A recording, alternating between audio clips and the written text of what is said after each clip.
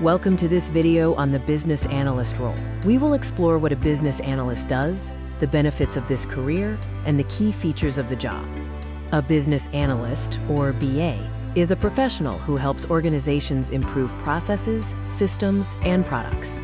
BAs analyze business needs and recommend effective solutions, acting as a bridge between business stakeholders and technical teams. The benefits of being a business analyst include high demand in the job market, spanning industries like IT, finance, and healthcare. BAs also receive attractive salary packages due to their critical role in bridging business and technical teams. Choosing a business analyst career is ideal for those who enjoy analyzing problems and improving business processes. BAs ensure organizations understand requirements and implement solutions that boost efficiency and productivity. Key features of the business analyst role include requirement gathering, where BAs collect and document business needs. They also act as a communication bridge, ensuring clear understanding between stakeholders and technical teams. Common job roles include the business analyst, who gathers requirements and recommends solutions.